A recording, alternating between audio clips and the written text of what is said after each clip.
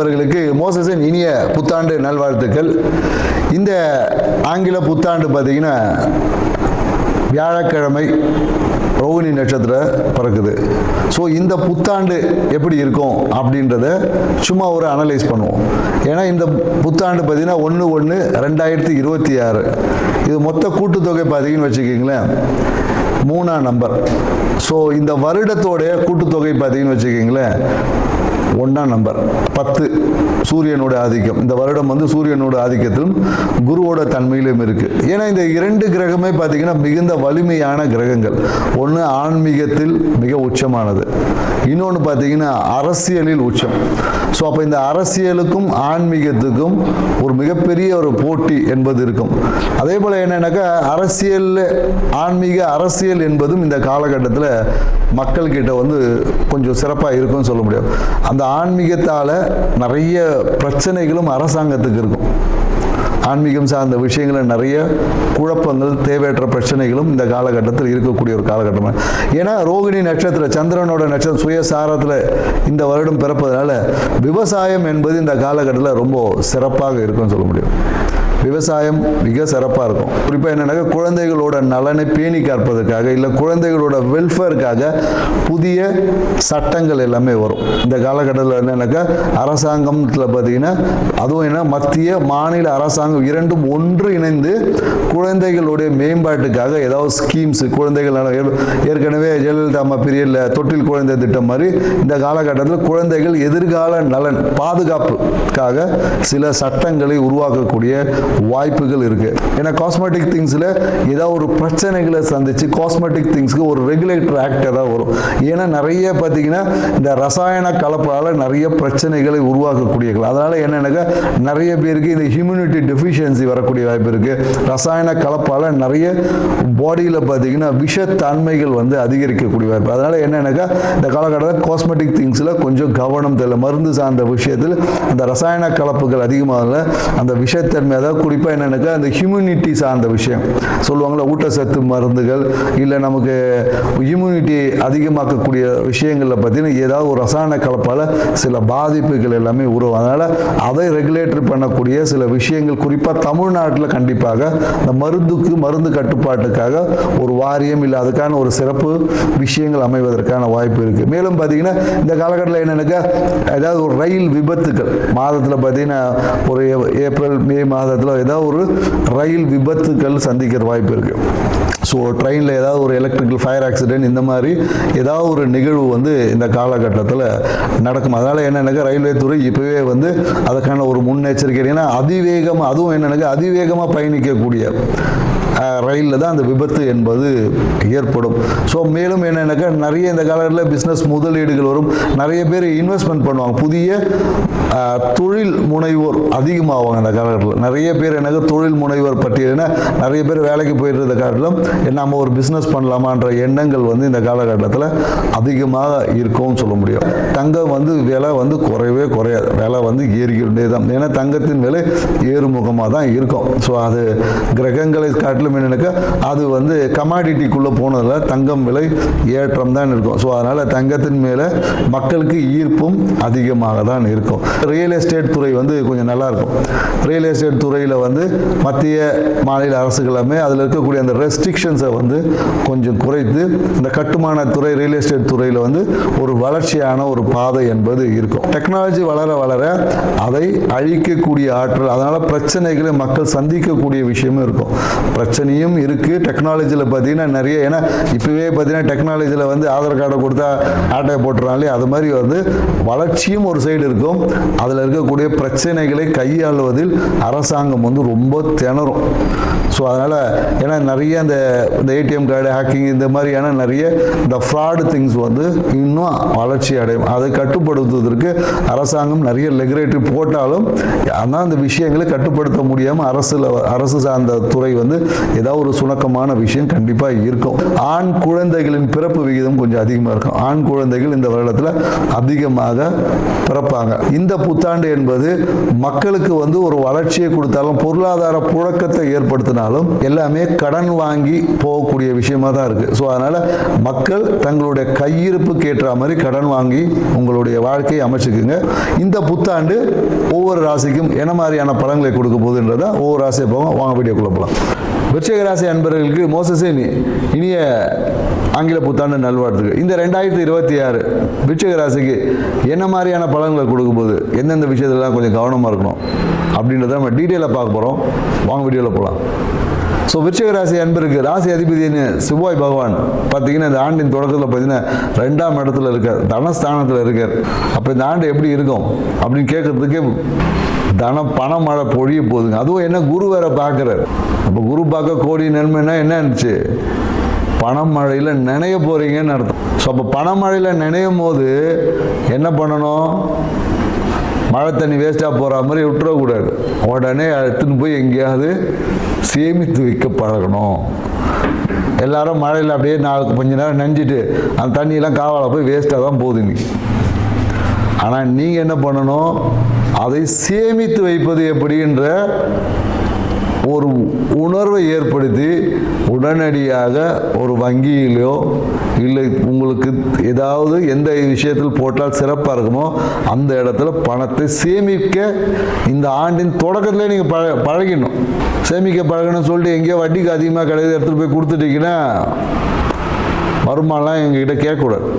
ஏன்னா கொடுக்குற நபரை பொறுத்து, ஏன்னா அதை வாங்கிறதுக்கு நீங்கள் இன்னும் செலவு பண்ண வேண்டியது இருக்கும். ஸோ அதனால் ஆசையே துன்பத்திற்கு காரணம். ஏன்னா அந்த காலம் கொஞ்சம் பேராசைகள்லாம் கொஞ்சம் அதிகமாகும். சரிங்களா? ஸோ அப்போ என்னன்னாக்கா நீங்கள் உங்களுக்கு பணமழையில் பொழியக்கூடிய அந்த பணத்தை கொண்டு கையில் கொஞ்சமாக வச்சுக்கிட்டு மீதி எடுத்துகிட்டு போய் வச்சிடணும்.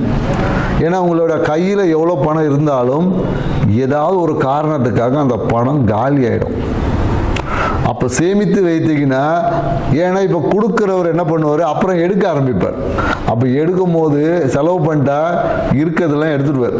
ஸோ அப்போ என்னென்னா இப்போவே கவனமாக சேமிக்க தொடங்கணும். ஒரு எஃப்டி போட்டு வைக்குது, அப்படி இல்லைன்னா ஒரு சிறு சேமிப்பு, ஒரு வங்கி அக்கௌண்ட்டில் பணத்தை போட்டு வச்சு சேமிக்க. கையில் காசு வச்சிருக்கூடாது. கையில் காசு வச்சுருந்தா ஏதோ ஒரு விஷயத்துக்காக யாராவது காலி பண்ணுறோம், ஒரு ஃப்ரெண்டு ஒரு கடன் கேட்பான், இல்லைன்னு சொல்ல முடியாது. இல்லைன்னு சொன்னால் மனசு உறுத்தும். ஏன்னா கேட்குற விஷயம் அப்படி மாதிரி இருக்கு, ஐயோ நம்ம செய்யாமல் போட்டால் கடவுள் ஏதாவது பண்ணுறாரா அப்படின்னு மன உறுத்தம் வரும்.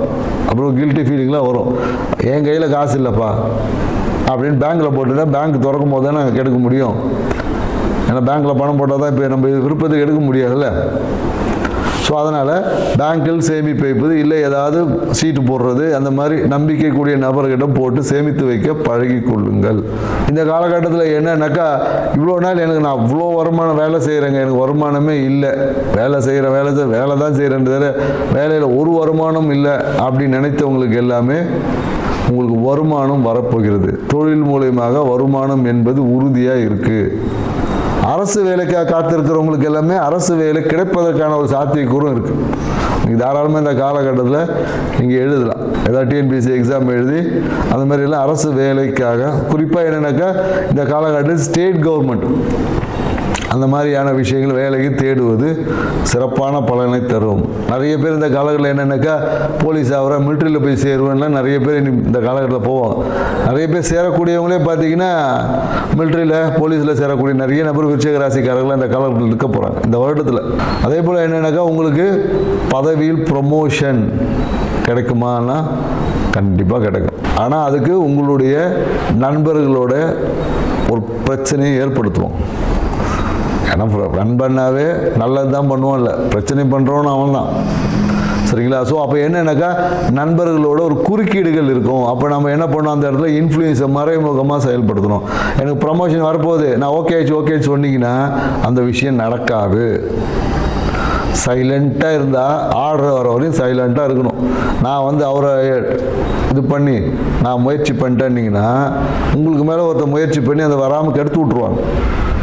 ஸோ அதனால் இந்த காலகட்டம் உங்கள் ப்ரொமோஷன் சார்ந்த விஷயத்தில் ரகசியமாக வைத்து கொள்ளணும். வாழ்க்கையை அனுபவிக்க போகிறீங்க, ஹாப்பியாக அனுபவிக்க வேண்டிய காலகட்டம். ஸோ அதனால் உங்கள் வாழ்க்கை இந்த காலகட்டம் மிகுந்த ஹாப்பியாக பயணிக்கக்கூடிய வாய்ப்பு இருக்குது.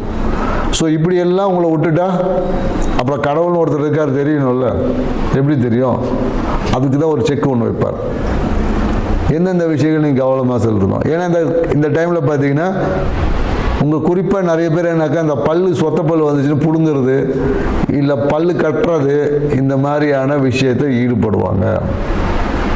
குறிப்பாக என்னக்கா நிறைய பேருக்கு இந்த வாயில் புண்ணு வர்றது, இந்த மாதிரியான விஷயம் நடக்கும். ஏன்னா நேரத்துக்கு சாப்பிட முடியாது. ஏன்னா அதான் சுகமாக எல்லாம் கிடைச்சிற போது நம்ம என்ன பண்ணுவோம், நம்மளோட வாழ்க்கையோட அருமை தெரியாது. சாப்பிட்லான்னா என்ன ஆகிட போகுது, இப்படி ரூல்ஸ் எல்லாம் பேசி நிற்பாங்க. அதனால் என்ன ஆகும்னா உடல் உபாதைகள் வரும். எப்படி வரும்? குறிப்பாக எனக்கு முகத்தில் வந்து சூடு கட்டி வரும். நிறைய பேருக்கு சூட்டு கட்டி, சின்ன சின்ன கட்டிகள் வருவது, இல்லைன்னா சில பேருக்கு பயணம் போய் எங்கேயாவது முகத்தில் ஒரு கீறல் விழும், இல்லைன்னா பல் சார்ந்த உபாதைகள், பல் இருக்கு இல்லையா, பல் ஆடம், இல்லை பிடுங்கிறது, இல்லை பல்லில் வந்து அந்த பல் கட்டுறது, இல்லை பல்லில் வந்து இப்போ என்னென்னோ புது புது டெக்னிக்லாம் சொல்ல, பல் ஆணி போட்டு ஏதோ ஆணி போட்டு ஸ்க்ரூ போடுறேன்லாம் சொல்கிறாங்க. இல்லை பல்லு கட்டுற விஷயம், இல்லை பல்லுக்கு காப்பு போடுறது, இந்த மாதிரி ஏதாவது ஒரு விஷயத்தில் கண்டிப்பாக செய்வீங்க. செய்யறதுக்கு வந்து கிரகங்கள் உங்களை தூண்டும். அது தேவையா தேவையில்லையா என்பதை நீங்கள் முடிவு பண்ணிக்கிங்க. ஏன்னா வச்சிங்களா, உங்களுக்கு லட்டு தின்னவும் ஆசை, சாப்பிட்டா சுகர் வந்துடுமானும் பயம். இப்படி இருந்தால் என்ன பண்ணுறது? ஸோ அப்போது தகுந்த ஒரு ஆலோசனை பெற்று சிறந்த மருத்துவரை அணுகி கன்சல்ட் பண்ணிட்டு செஞ்சுக்குங்க. இதில் நிறைய பேருக்கு இந்த காலத்தில் நரம்பு, அதான் சொல்லேன், நரம்பு பல்லில் பார்த்தீங்கன்னா சொத்த பல் உள்ளே இருக்க அந்த வேரில் வந்து பிரச்சனை வரும். வேர் வரையும் போயிடுச்சிங்கன்னுலாம் சொல்லுவாங்க. இந்த வார்த்தையெல்லாம் நீங்கள் கேட்பீங்க.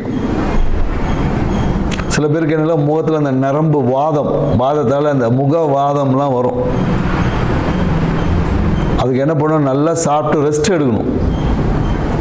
ஸோ முகவாதம் சொல்லுவாங்க இல்லையா, அந்த நரம்பு இழுக்கிறது, இந்த மாதிரியான முகவாதம்லாம் இந்த காலகட்டம் வருவதற்கான வாய்ப்பு இருக்குது. பயப்படக்கூடாது.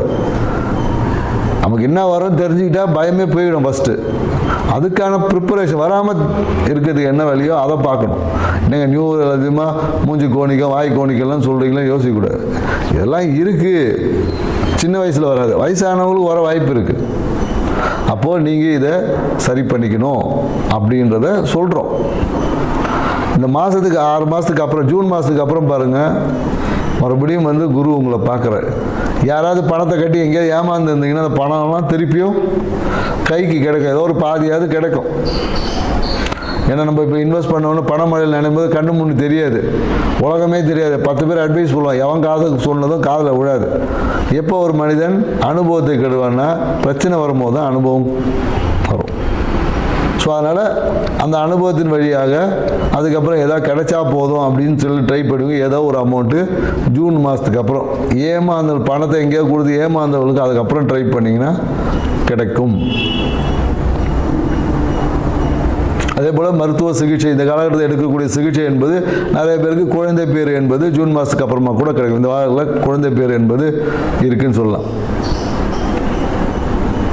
ஸோ இந்த அவ்வளோ மகிழ்ச்சியான விஷயங்கள் இருக்கக்கூடிய இந்த காலகட்டத்தில் நீங்கள் உங்கள் குழந்தைகளை நேசித்தால், ஏன்னா நிறைய பேர் விருச்சிகராசி இந்த குழந்தையாலே மன அழுத்தத்தில் நிறைய பேர் இருப்பாங்க. மன அழுத்தம் வர்றதுக்கு சும்மா இல்லை, குழந்தையாலே நிறைய பேர் குழந்தைய பார்த்துக்கிட்டே மன அழுத்தமாக இருக்கும். ஸோ உங்கள் குழந்தைகளை அன்பாக நேசிச்சிங்கனாவே உங்கள் வாழ்க்கை சிறப்பாக இருக்குங்க. எந்த தெய்வத்தை கும்பிட்றீங்களோ இல்லை, விருச்சிகராசிக்கிற உங்கள் குலதெய்வத்தை மட்டும் பிடிச்சிக்குங்க, வாழ்க்கை சூப்பர் எப்போதும். நன்றி, வணக்கம்.